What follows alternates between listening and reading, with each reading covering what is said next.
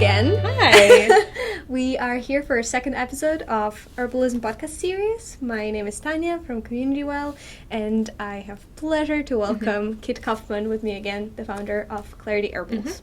Today our podcast is focusing on kind of actionable advice on how to start practicing herbalism. So Kit, would you mind telling us how would a person who doesn't necessarily know anything could start practicing or start knowing more about the practice of herbalism? Right. I think you could start in a lot of different places, but I think the two best ways to start is just by reading. And we have a lot of great beginner books in herbalism for people who have no knowledge of it. And then the other one is just either planting herbs and just watching them grow and harvesting them, or identifying the herbs and plants that are growing around us, so either in your yard or your neighborhood.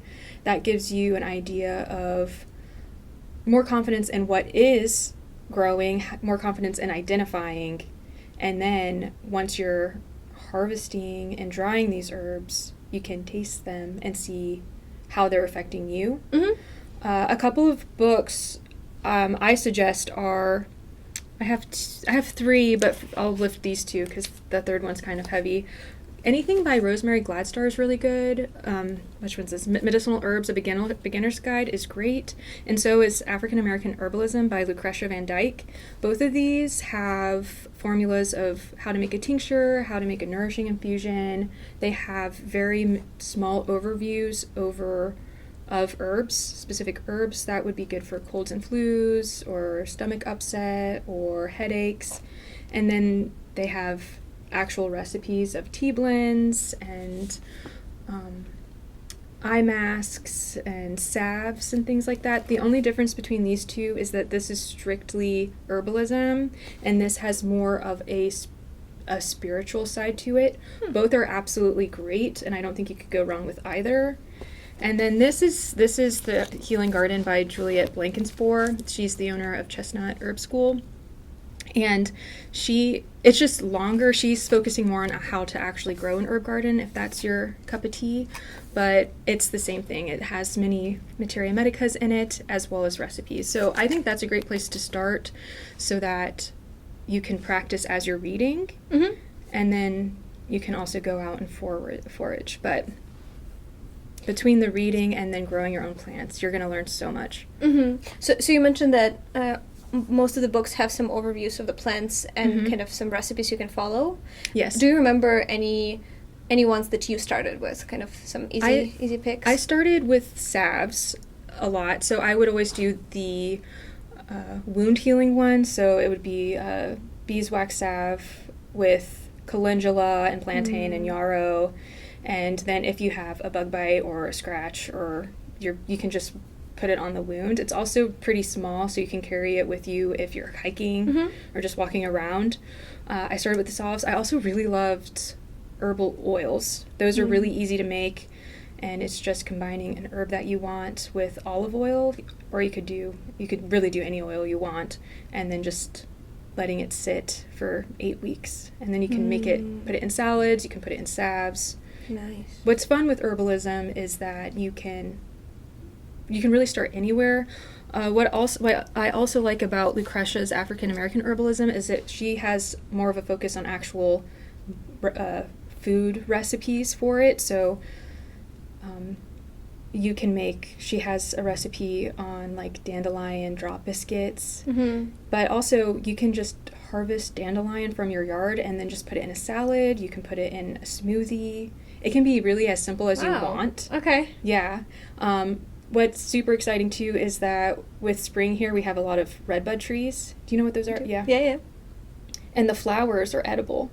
So you can actually take the flowers and you can sprinkle them onto your salads or your soups, or you can make Are there any butter. good food combinations with them? I think any of the spring stuff would be good. So you can make a really good herbal butter with dandelion and leaves and those flowers, and I would do chickweed and other things, and it would be really, really nice. Nice. Yeah. That's exciting, actually. But if I just go out in the supermarket and buy chamomile tea, Mm-hmm. how do I make it herbalism? Okay, so that is a great question because you can start in the grocery store. The only difference is that the teas that you get in a bag in the grocery store are considered tisanes. Mm-hmm. I think I'm pronouncing that right.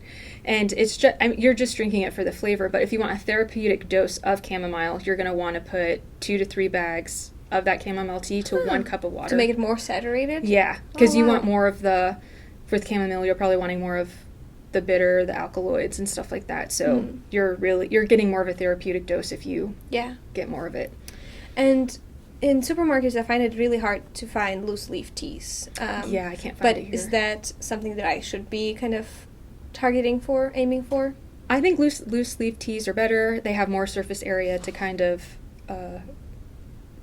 withdraw their constituents, like whatever you're wanting from them. So I either harvest my own stuff in my yard or I will buy bulk herbs online. One place I really like is Mountain Rose Herbs. Nice. Banyan Botanicals is a great one, and then Frontier Co-op. They're all great, and they are really ethical businesses. What are some herbs that are good to start growing? Maybe are easier to start growing? It's probably going to be more of the invasive ones. So I'm growing nettle this year. All herbalists love nettle. It's a superfood. We're going to talk about it more our next episode. But that would be a really easy one to grow.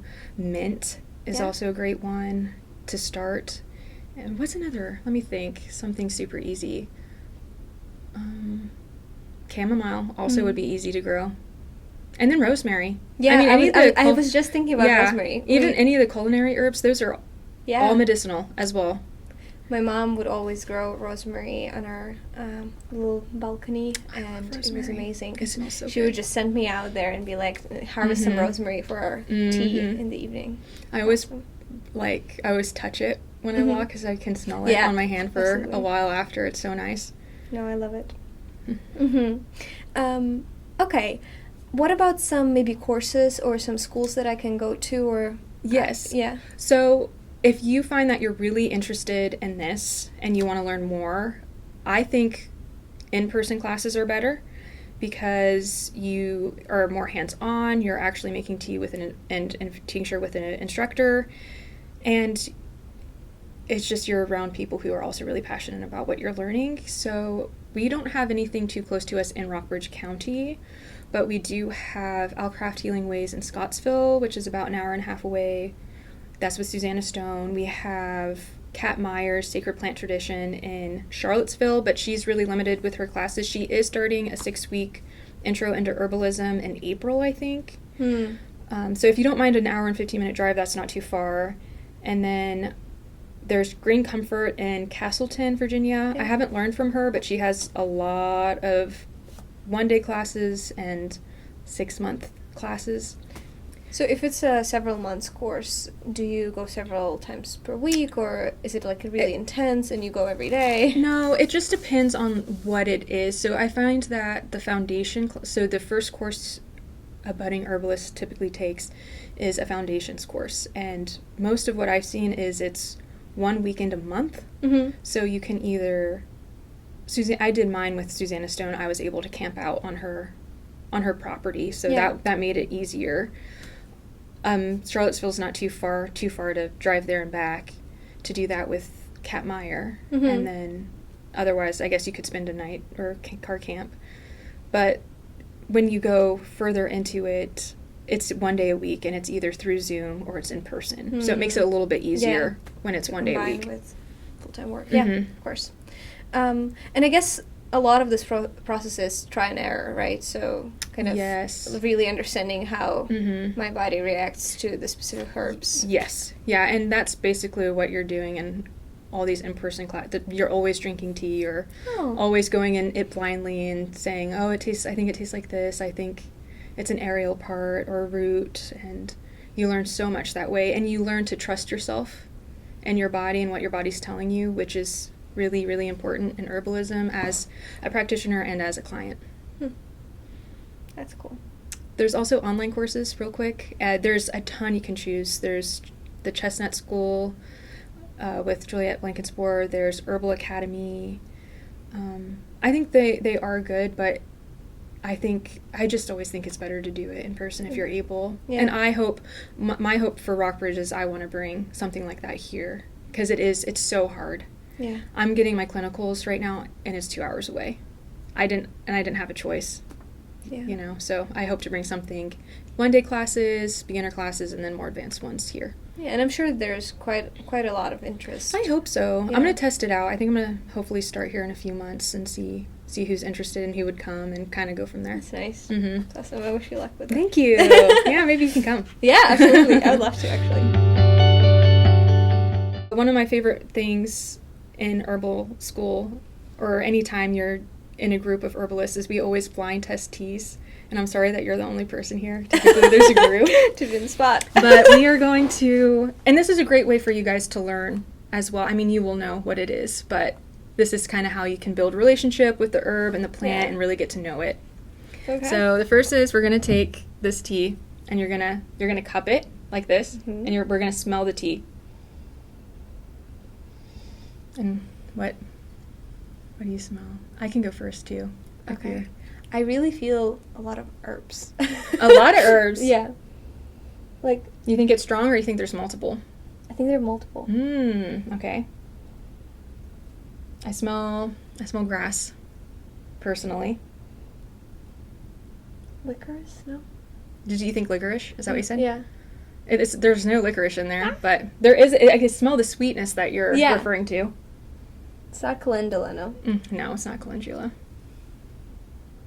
I could do calendula for you next time. Okay. Now we're going to taste it, and you're going to tell me where you feel it on your tongue. Okay. Okay.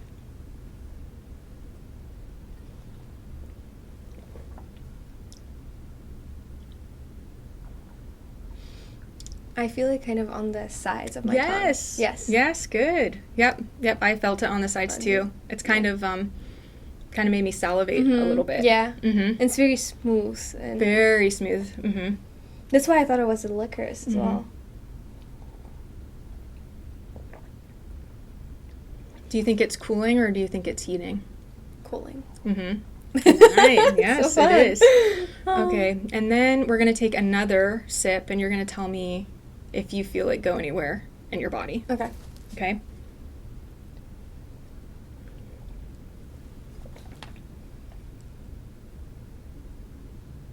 I kind of feel it somewhere in my chest, and also like just going down. Yep. Okay.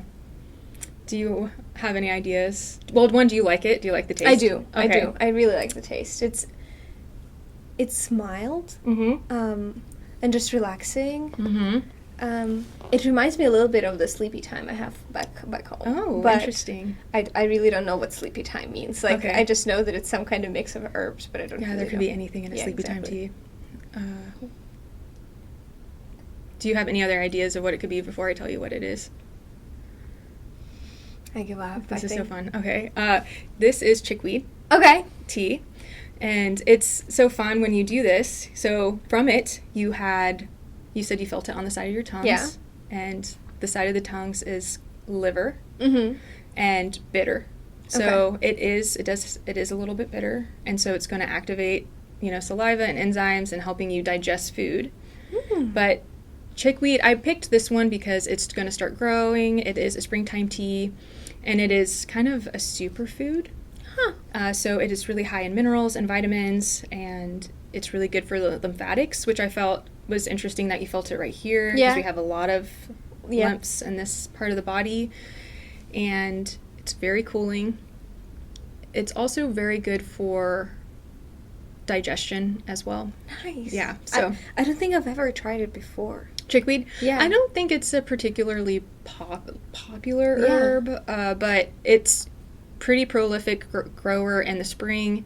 And what's really fun with this, if you can identify it, you can make it into a pesto, you can put it into a smoothie, you can make it into a tea. Where can you get it? In your yard. Okay.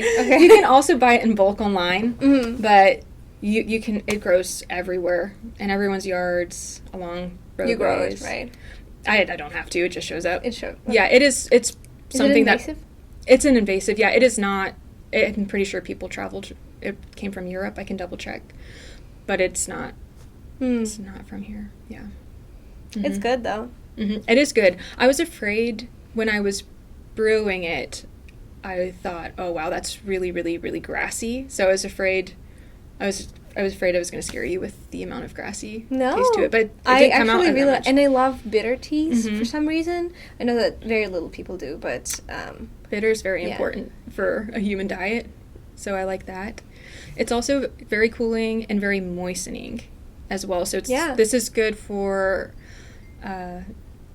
dry tissue. Mm-hmm. So.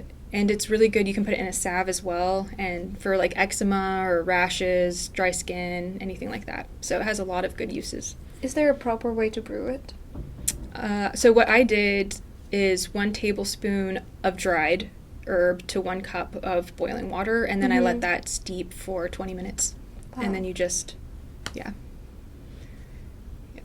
And it's better cool than hot. You can do it either way. One's not better than the other. If you want more, we're getting more into specifics, but if you want more of the demulcent, the moistening, the mucilage constituent of this, you will want to brew it in cold water. Oh, wow. Like you'll want to... For longer? For longer, like overnight. And then you'll get all the good mucilage and the moistening actions of the herb. Exciting. Mm-hmm. So exciting. And it's really tasty. It's really tasty. Can I actually make any mistakes with this when I brew chickweed? I don't think so, unless you're harvesting something that's not chickweed. Okay. Unless you're not confident in what you're harvesting. No, but this is a food, so this is something that people used after winter when your food is scarce, or maybe the food that you've stored back in the day is starting to get moldy. People are getting really excited about those spring greens. Yeah. People would eat these a lot or incorporate them into food a lot. So for this one in particular, there wouldn't be an issue with it, but there are other herbs so there's a difference between acute herbs and tonic herbs. Mm-hmm. So tonic herbs are the builders. They are the nutritive tonics, and they're safe to take every day. So they're going to be herbs like gotu kola, nettle, oats. There's going to be so many more. I can't even think. But there's all of the adaptogens that people are talking about nowadays: astragalus, ashwagandha, luthro, schisandra. They're all adrenal tonics, adaptogens. So you could take those every day, and it would be fine. But with the acute herbs, you can't take them every day. I mean, it'd be fine if, I can't sleep, I've been having trouble sleeping, you could take chamomile or hops or passion flower, and that's fine. But if you take, for example, yellow dock, which is also a bitter, it's also a great digestion herb, and it's also a gentle laxative. Mm-hmm. So people can take that when they're constipated, and there's no issue. But if someone's taking it in really high doses or every day, yellow dock has oxalates in it, which can cause kidney stones. Okay. So even as I'm working with a client as a clinical herbalist, if someone tells me, oh yes, I am prone to kidney stones, I'm not going to use yellow dock for them, even if it's indicated. Yeah. So just always be careful when you are using herbs, even if it's on yourself or a family member. These beginner books I was telling you about, also have contraindications to each one. Nice. So you can just double check before you recommend something for a friend or even for yourself. Mm-hmm. But you always be careful with what you're taking, I guess, especially as an herbalist, as a budding herbalist, because I think when people think, it comes from the earth, it has to be safe. Not all of them are safe. Yeah. And I think a lot of the issue comes from harvesting the wrong thing and dosing. Mm-hmm. Some need to be on a lower dose. Yeah. Another good example is that for my herbal school, we had to take ginger for 3 days, and it was dry ginger. And just for me and my constitution, the dry ginger was way too much, and it ended up giving me headaches and nausea and an upset stomach, the thing that ginger is supposed to help you with. And I had to stop taking the dried ginger. Is that a thing of dosage or just It's a dosage thing, because whenever you dry a plant, it tends to strengthen the medicine of it. Mm-hmm. So for me, dried ginger was just way too much of a dose. Mm-hmm. And it just made me be nauseous. Could you use fresh ginger instead? Yes. And would that be Yeah, easier? and it's no issue. Yeah. Because I've never had an issue with ginger in the past, so I was very surprised when I drank the dried stuff, and I did. But yeah, I drink fresh ginger with lemon all the time. Mm-hmm. Mm-hmm. So what could be some kind of common mistakes of the beginners when you either buy, grow, or forage different herbs? With buying, I would just say make sure that you go through ethical sources, because you don't want to buy from someone who's over harvesting a plant and causing it to go extinct. With harvesting, you really, really want to be careful, because you can easily confuse one herb for another. I think a good example here might be yarrow, which is we're going to talk about that one next episode, but it is a wound healing herb, and it's really good to know when you're hiking or just out in nature. And I know a lot of people confuse it with Queen Anne's lace and poison hemlock. Oh. And once you get to know all three, you will think they're all so different. How does anyone confuse them? But if you haven't met any of these plants or compared them, it can be confusing. So you could harvest a leaf of a poison hemlock, and make yourself really, really, really sick when you're hoping to get yarrow. Yeah, I see. Mm-hmm. Yeah, and I guess over harvesting would really not be nice. No, yeah. When you're harvesting, always be ethical and keep up with what is at risk for herbs. So United Plant Savers is a great website and resource, and they have a list of all the herbs that are extinct or are at risk. Black cohosh is one, American ginseng. Yeah. If I find those in the wild, that's so cool, but those are just a couple herbs I would never ever harvest myself. I see. What are some safety basics when you do either, like we can go into foraging or actually into making the teas or tisanas? So with most of it's going to be through foraging and harvesting in nature. So what I was taught is that you don't harvest herbs that are along a riverbed or along a roadside because of pollutants, or underneath the electric wires, Wow. Because any of the pollutants or people, electric companies spray under the electric wires. Oh, wow. So the roots are gonna take up those pollutants or the chemicals, and then it's gonna be in your medicine. It's not gonna make good medicine. So that's one. And also, for safety, if you have a friend or if you're just in a park and you're like, oh my gosh, there's so much violet. This is so great. I want to pick this up. Always be sure that they're not spraying before you're picking it up, because again, those chemicals are going to be in the plant, and you're going to be ingesting it. It might be hard to know that, though. It's really, really, really, really hard to know. That's why I don't really forage very much. I'll do it in my yard because I don't spray, and I know, but I wouldn't do it in most other places. Also, if you're for around here, I wouldn't feel comfortable harvesting in most places, because the places I'm at are parks or just city or county maintained, and don't go to Brushy Hill and harvest anything. They don't want you to do that, and also everything's pretty native there, so you don't want to hurt the ecosystem there. But Brushy Hills is also a great place to learn and to identify trees and herbs, because they do have the plaques there. They had a slippery elm tree there. I was pretty excited to see that. So you can learn. Also, to help identify, the thing that helped me the most is to draw a plant. You do not have to be good at drawing. I'm terrible at it.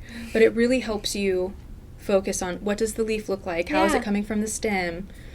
What color is it? What does the flower look like? What book, you know, Yeah, so awesome. it really helps you identify by drawing it as well. I like that addition. Yeah. It's fun. Any ethical consideration when you're growing your own? I mean, I guess the only thing to keep in mind is when you are planting in your yard to be aware of what is invasive. So I have mint that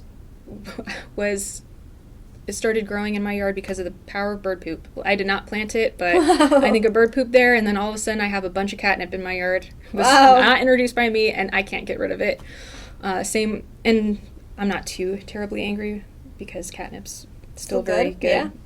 But just be aware of anything invasive that you're planting that could take over your whole yard. Yeah.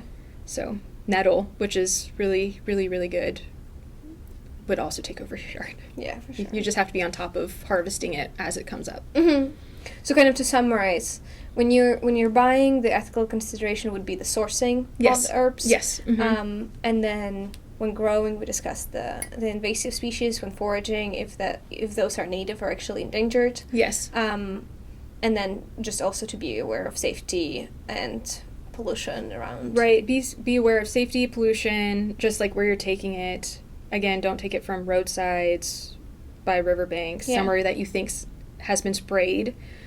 And then if you do find, I'm trying to think of an herb. Let's say you find rabbit tobacco in the wild, which is also called sweet everlasting. That's not at risk. But there's also an ethical consideration is you don't take all of that you found. I think the main rule is to take a fifth. It's just to take a little fraction of what's there. Or if that's still considered a lot, just take what you think you will use. Yeah. Because again, you know, we want to take care of the earth as well when we're taking this. We don't want to cause plants to become extinct because we're over harvesting. Yeah. Okay.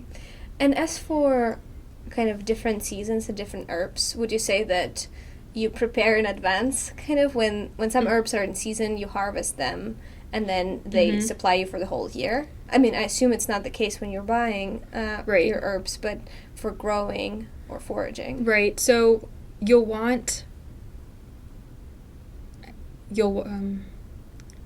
like the aerial parts of the flowers, like in the summer. So basically in the spring and the summer and the late summer, you can collect the berries and the leaves, but then in the fall is when you'll collect the roots. Yeah. You don't want to collect the roots in the summer because all of its energy is up in the flowers and the leaves. You'll collect the roots in the fall and the winter when all of its energy is stored there. Yeah. And you'll collect it there.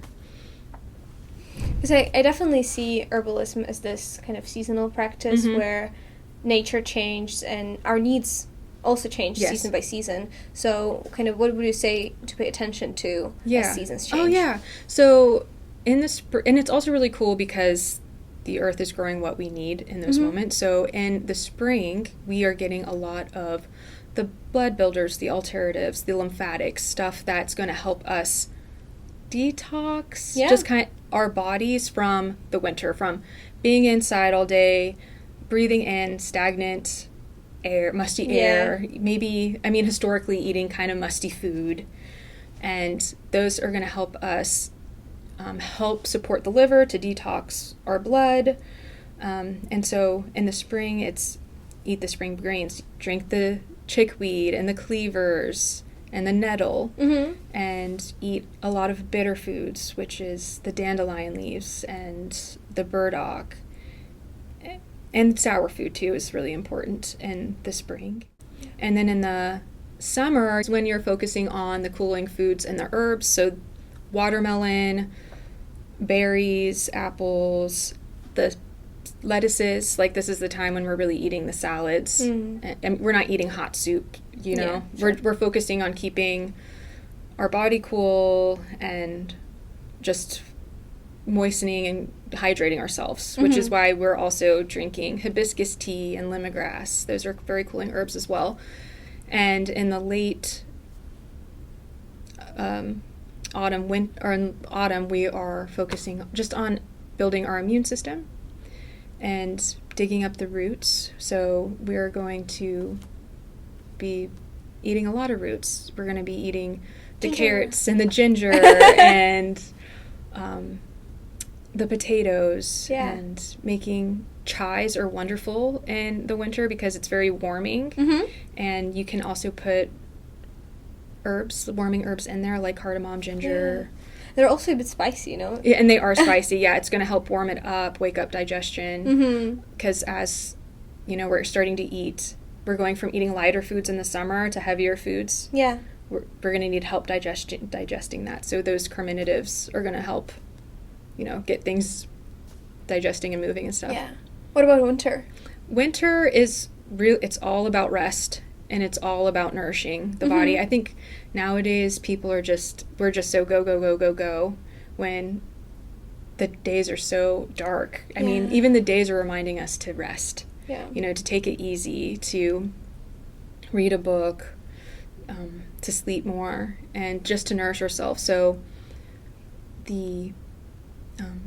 you can make a really nice fire cider and have that ready, or an elderberry syrup. You can do immune-building broths, like bone broths with medicinal mushrooms that you steep in there for a while would be really good in the winter. And it'll boost your immune system so that when we are dealing with illness from winter and traveling from the holidays and just our kids being in school, hopefully we won't get it anymore because, we boosted our immune system. Hopefully we'll see the effects of that this spring as well. Okay, kind of towards the last, to finish up with some action, what would you say is the thing to try this spring as it's starting? Like an herb?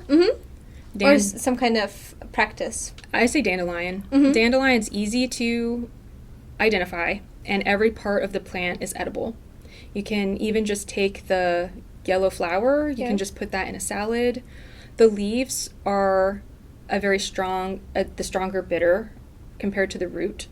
So it will help support your liver. It'll help cool the liver and liver stagnation, and it is also a diuretic. So as you're processing everything out of your body from the winter, you'll bring everything out.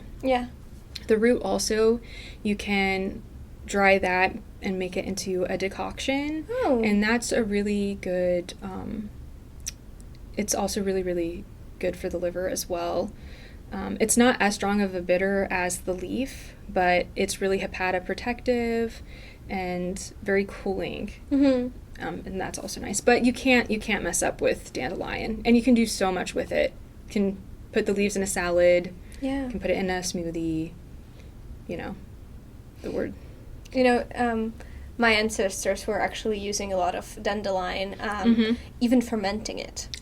It's one of the How things. are they doing that? With do you know what part? One of the things is dandelion jam. Oh, It would actually be a thing, What were they mixing it with? You add some sugar to it, but I don't know the secrets, but that was a very famous dandelion thing. jam? I'm going to have to try that. That sounds so interesting. You're going to have to ask your family if they remember the recipe, because that's so intriguing. But, pretty much. Well, thank you so much for being here with us. If anyone has any questions for Kit, feel free to leave them in the comments, and we will get back to you. I'm looking forward to the next episodes. Yeah, me too. Thank you.